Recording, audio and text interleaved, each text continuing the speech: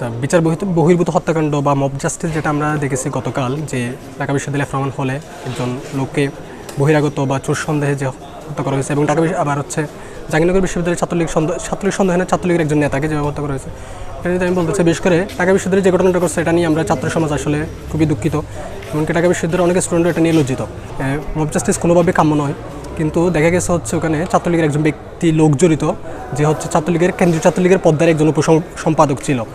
তো আমার কাছে মনে হচ্ছে তারা বর্তমান সরকারের যে কর্মকাণ্ড তবে বৈষম্যবিরোধী ছাত্র আন্দোলনের যে তৎপরতা, এটাকে প্রশ্নবিদ্ধ করার জন্য এরকম একটা কাজ তারা সৃষ্টি করছে, বা ওই লোককে অতি উৎসাহী হয়ে মারধর করছে যাতে মারা যায়।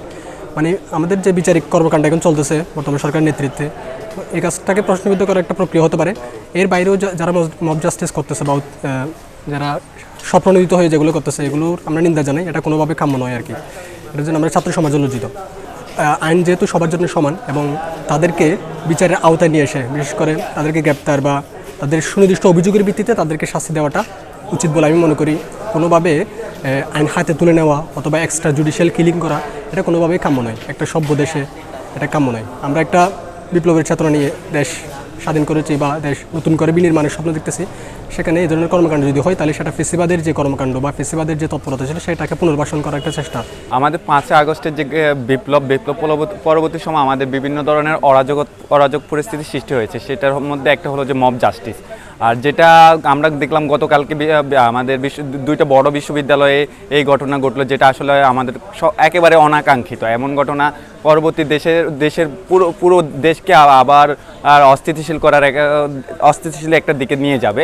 তো আমার যেটা বলতে চাই যে এই ধরনের মব জাস্টিস যেন বিশ্ববিদ্যালয় ক্যাম্পাসগুলোতে অন্তত না হয়, বা সারা বাংলাদেশে এসে যে প্রতিরোধটা বিশ্ববিদ্যালয় থেকে গড়ে উঠুক। বিশ্ববিদ্যালয় শিক্ষার্থীরা এই বিষয়ে আরও সচেতন হওয়া উচিত, যেন এক মব জাস্টিসের মতো জিনিসগুলো না হয়, যেন আমাদের দ্বারা কেউ বিচার বহির্ভূত হত্যাকাণ্ডের শিকার না হয়, আমাদের দ্বারা কেউ অন্যায়ভাবে তার নিজস্ব মানবিক অধিকার থেকে বঞ্চিত না হয়। আমরা যে একটা বৈষম্যের বিরুদ্ধে আন্দোলন করেছিলাম, আমরা একটা যে সুষ্ঠু রাষ্ট্রের জন্য আন্দোলন করেছিলাম, সেই আন্দোলনটা শুরু হয়েছে বিশ্ববিদ্যালয়গুলো ক্যাম্পাস থেকে। এখন বিশ্ববিদ্যালয় ক্যাম্পাসগুলো যদি আবার বৈষম্যের হাতিয়ার হয়ে যায়, আবার বিচার বহির্ভূত হত্যা মব জাস্টিসের কেন্দ্রবিন্দু হয়ে যায়, তখন আবার দেশটা অস্থিতিশীল হয়ে যাবে। আবার অনেকে বলা শুরু করবে আমরা আগেই ভালো ছিলাম, শেখ হাসিনার যে 15 বছরের শাসনকে ভালো হিসাবে দেখানো শুরু করবে। তাই আমার বিশ্ববিদ্যালয়ের সকল শিক্ষার্থী বন্ধুদের কাছে অনুরোধ থাকবে, আপনারা মব জাস্টিসের দিকে আগাবেন না, মব জাস্টিস থেকে সরে আসেন। আপনারা দেশকে একটা সুন্দর বৈষম্যহীন এবং বিচারিক রাষ্ট্র গঠনে সবাইকে সহযোগিতা করুন, সরকারকে সহযোগিতা করুন।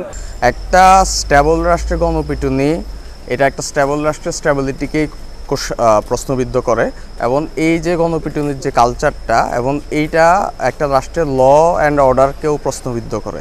এবং যখন এই গণপিটুনির কালচারটা সব জায়গায় ছড়িয়ে পড়বে, কারণ এখনও কিন্তু বিশ্ববিদ্যালয় অনেক জায়গায় খুলেনি, তো এই গণপিটুনির কালচারটা অন্যান্য বিশ্ববিদ্যালয়েও ছড়িয়ে যেতে পারে, এবং যেটা একটা রাষ্ট্রের, ইভেন এটা অন্তর্বর্তী সরকারের জন্য এটা একটা সমস্যার উদ্বেগ জন্ম নিচ্ছে। এবং এইভাবে যদি চলতে থাকে, এটা একটা স্ট্যাবল রাষ্ট্রে ল অ্যান্ড অর্ডার যেটা স্টাবলিশ হওয়ার কথা, যেই স্বপ্ন নিয়ে আমাদের বৈষম্য বিরোধী আন্দোলনের একটা স্পিরিট ছিল, এবং এটা বৈষম্য বিরোধী আন্দোলনের স্পিরিটকেও এটা এক প্রকার প্রশ্নবিদ্ধ করে।